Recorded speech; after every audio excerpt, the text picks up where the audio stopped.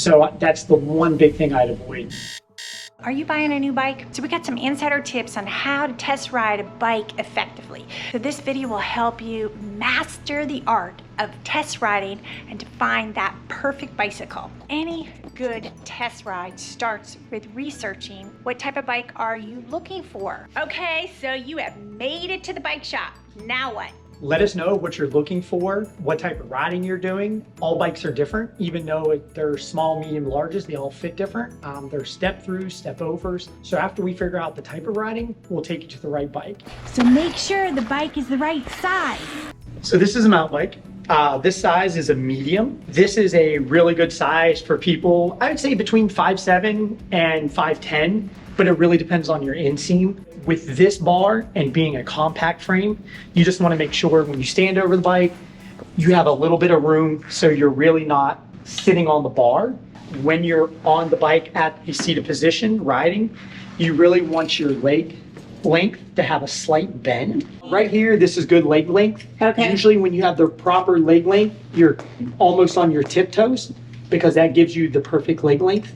And that's what I would suggest for most people.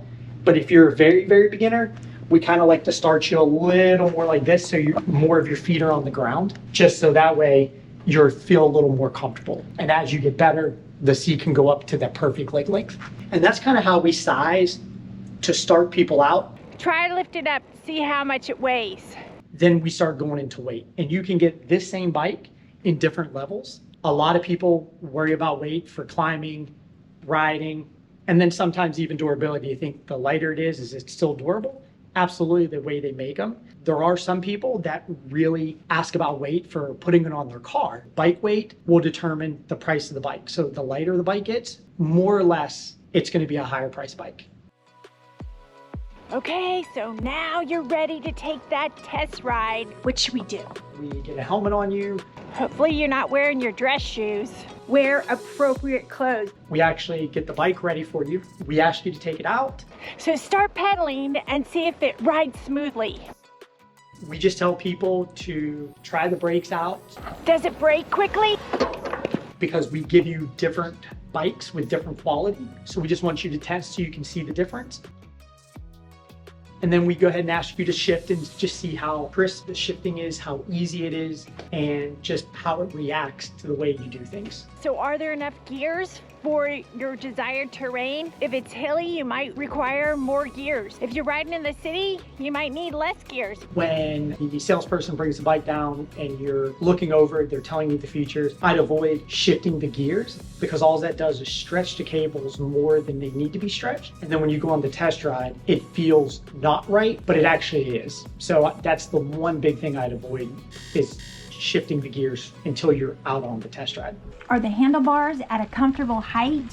When you get on the bike and you're looking for position with the stem, you don't want to be to the point where you're stretched and you don't want to be so far over.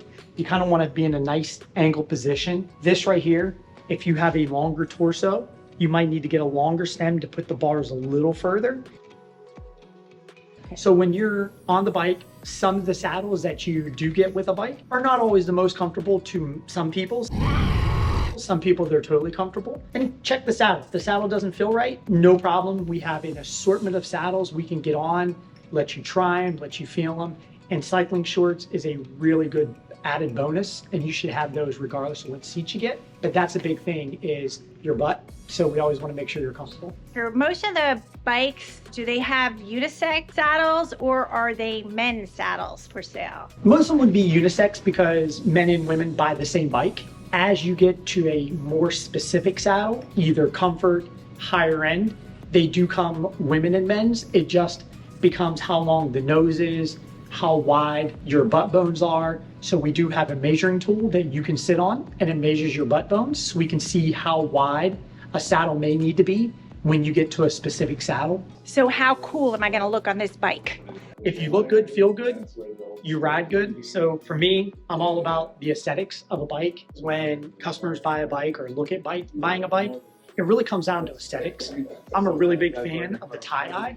Doing a test ride and all that, some people will go to big box stores, because of price, not so much of the quality or the help you need, definitely go to your local bike shop. They're really going to be able to help you, guide you, and really help you through the whole process. They're willing to like go above and beyond to really make your experience fun and enjoyable and really try to get you on the right bike. So hopefully this will empower you to make an informed decision, and it'll save you from buyer's remorse. So these things I wish I knew before I wasted money on a bike that I didn't meet my expectations. Hope this video helped. If you like it or loved it, subscribe, and hope to see you riding.